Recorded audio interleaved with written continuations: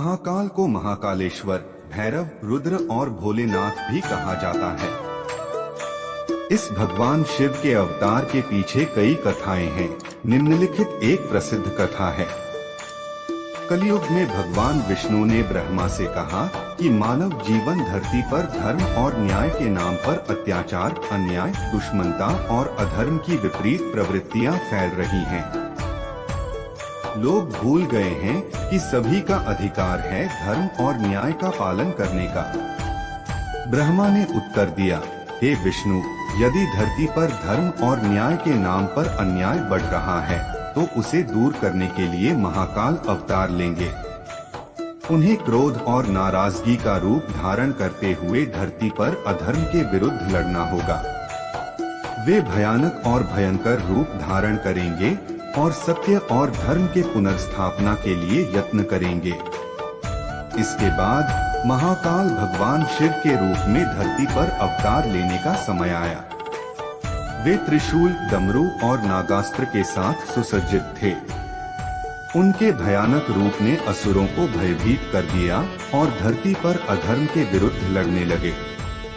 उन्होंने सत्य और न्याय को स्थापित करने के लिए अपनी भक्ति और तपस्या से भारत को धर्म की राह पर चलाया। महाकाल के धारण किए रूप के द्वारा अनेक कथाएं संबंधित हैं और उनके अवतार के रूप में वे धरती पर धर्म के पुनर्स्थापना करते रहते हैं। उनके अवतार के माध्यम से भक्त उन्हें अपनी समस्याओं का समाधान करने के लिए प्रार्थना करते हैं और उनकी कृपा से उन्हें मोक्ष की प्राप्ति होती है। यह थी महाकाल की कुछ प्रसिद्ध कथाएं। उनके अवतार की कई अन्य कथाएं भी हैं जो भक्तों के बीच प्रसिद्ध हैं और धर्म के उन्नति को प्रेरित करती हैं। एक समय की बात है, एक गांव में एक बड़ा मंदिर था जिसका नाम महाकाल मंदिर था। यह मंदिर बड़े खास शक्ति के धारक माना जाता था और इसे पूरे देश में लोकप्रियता मिली थी। एक दिन गांव के एक साधु बाबा गांव में आए और मंदिर के सामने अपना आश्रम स्थापित करने का निर्धारण किया। उन्होंने एक छोटे से मंदिर के अविकांतर खाकर अपना आश्रम वहीं बनाने की योजना बनाई। लोग उन्हें सम्मान से प्रशंसा करने लगे क्योंकि उनकी धार्मिक ज्ञानवर्धक शिक्षाएं उन्हें बहुत प्रसिद्ध बना रही थीं। मंदिर के पुजारी बहुत जिद्दी और गर्वीले थे और उन्हें सहज ही नए आश्रम के लिए जगह न देने की इच्छा थी। उन्होंने उस साधु बाबा को खुद को दिखाने का निर्धारण किया। उन्होंने महाकाल की विशेष पूजा आयोजित करने का निर्धारण किया और साधु बाबा को भी निमंत्रण दिया। साधु बाबा ने प्रसन्नता से उनके निमंत्रण को स्वीकार किया और पूजा में भाग लिया।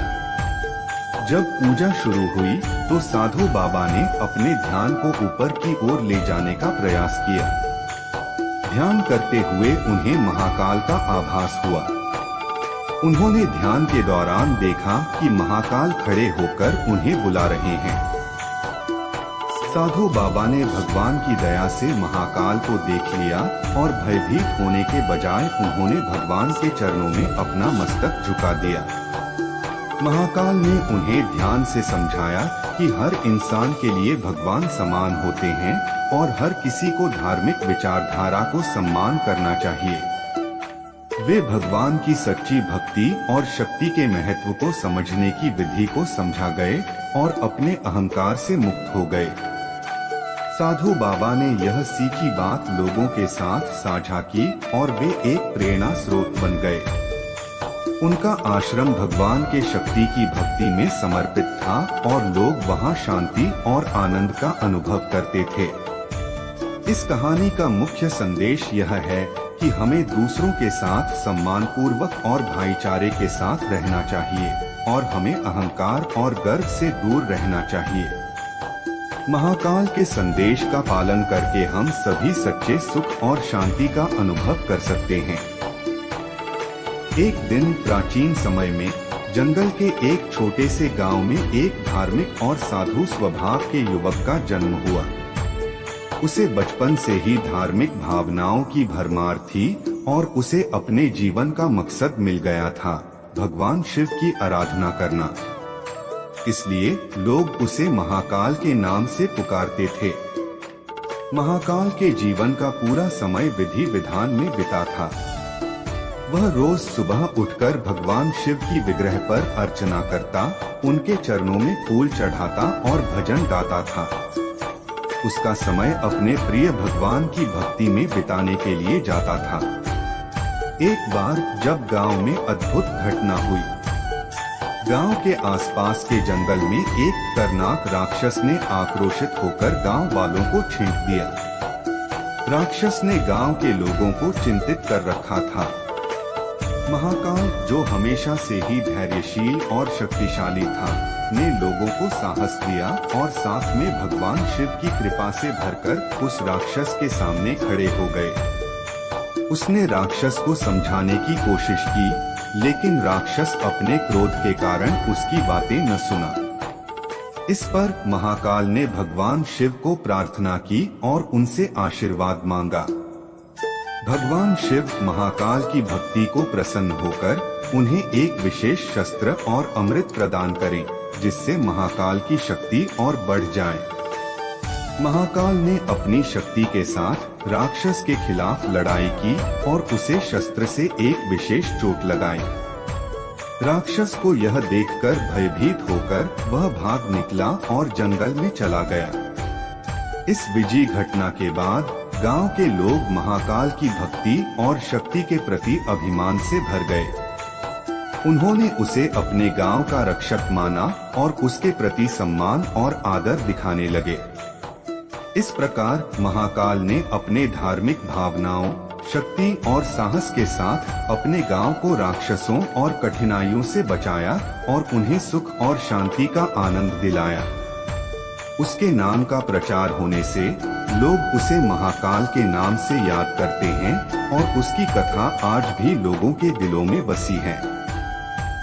प्राचीन समय की बात है, एक छोटे से गांव में एक साधु बाबा रहते थे। उनका नाम भोलेनाथ था। वे अपने ध्यान और तपस्या में इतने लगे रहते थे कि समाज के लोग उन्हें महाकाल के रूप में पूजते थे। भोलेनाथ ने कभी भी किसी को अपने दरबार में नहीं बुलाया और फिर भी उनके आश्रित होने वाले लोगों के जीवन में सुख, शांति और समृद्धि का आभास होता था। एक दिन एक गरीब लड़का नाम रहित अपने गांव के पास से गुजर रहा था। उसे बहुत प्यास लगी थी और उसने अपने प्यास बुझाने के लिए भोलेनाथ के आश्रम का मार्ग चुन लिया। वहां पहुंचकर उसने भोलेनाथ से अनुमति ली और एक प्याले में पानी मांगा। भोलेनाथ ने देखा कि लड़के की आंखों में बेहाली दिख रही है और वह प्यास से बहुत पीड़ित है।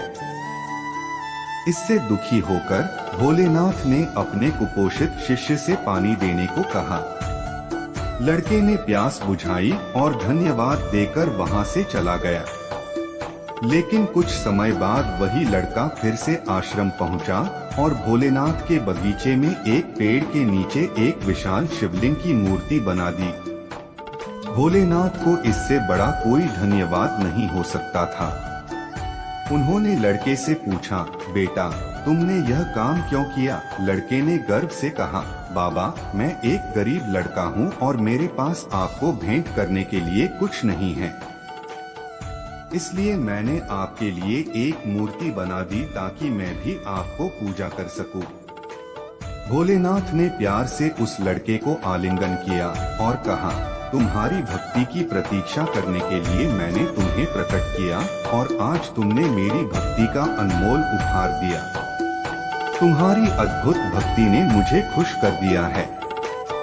भोलेनाथ के इस दर्शन के बाद वह छोटे से गांव में एक बड़े मंदिर के रूप में प्रसिद्ध हो गए। महाकाल के नाम से विख्यात यह मंदिर लाखों लोगों की श्रद्धा और विश्वास का केंद्र बन गया।